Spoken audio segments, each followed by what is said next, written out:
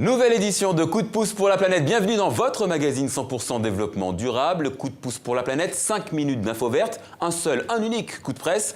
Cette semaine, il est signé Audrey Falguerol qui nous apprend que la vie sur Terre, ça date, qu'il y a mal donne sur le glyphosate à Bruxelles et qu'à Pékin, les promesses vertes n'engagent que ceux qui les écoutent. On regarde.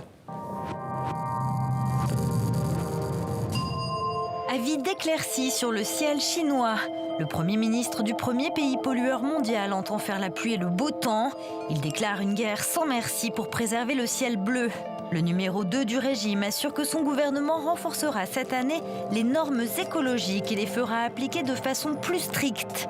Ce ne sont, pour l'instant, que des promesses.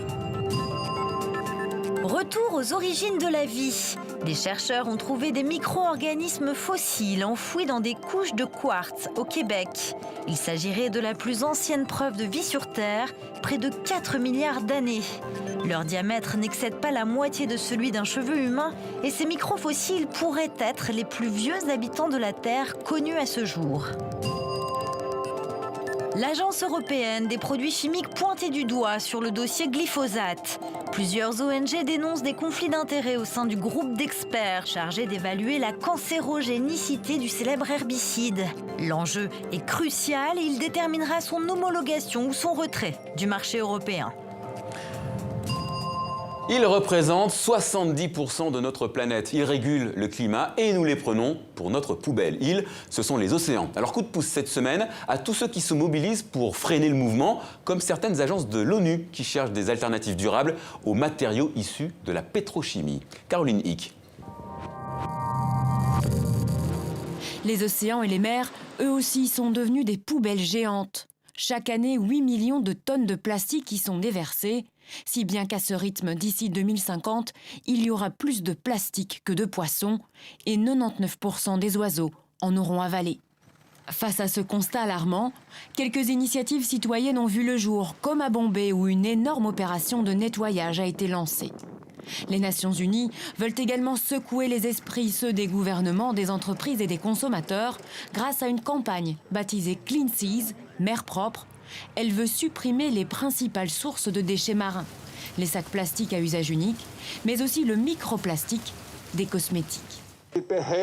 C'est aussi souple que du plastique, mais ça n'en est pas parce que c'est fabriqué à partir de manioc d'Indonésie et pas à partir de pétrole. C'est un exemple typique de produit que nous devons commercialiser à la place de vieux sacs plastiques. 9 pays ont d'ores et déjà adhéré à la campagne, dont la Belgique, la Norvège, la France ou encore l'Indonésie justement, qui est avec la Chine le plus gros pollueur. C'est un scandale environnemental, la pire catastrophe pétrolière de l'histoire du continent américain. Alors, carton rouge à Chevron, propriétaire de Texaco, firme qui a exploité plus de 350 puits de pétrole en Équateur. En partant, Texaco n'a pas décontaminé les sites. Alors regardez, voilà le résultat, un sol gorgé d'hydrocarbures, un humus épais, visqueux, plein de déchets toxiques. 30 000 Équatoriens ont porté plainte. Chevron a été condamné à verser 9 milliards d'euros de dommages, mais le groupe a saisi la Cour constitutionnelle de Quito pour casser le verdict.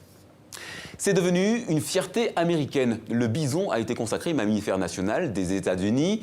Et il faut apprécier, savourer ces images. Elles sont rares car il ne reste plus que 5000 individus d'une espèce qui remonte pourtant à la préhistoire et qui a frôlé l'extinction totale.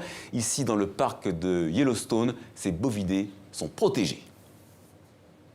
Voilà, ainsi s'achève ce coup de pouce pour la planète. On se retrouve très bientôt. N'oubliez pas de nous faire un petit coucou numérique sur les réseaux, on adore ça. Moi, je vous dis à très bientôt donc. Et d'ici là, prenez soin de la planète. Elle le mérite.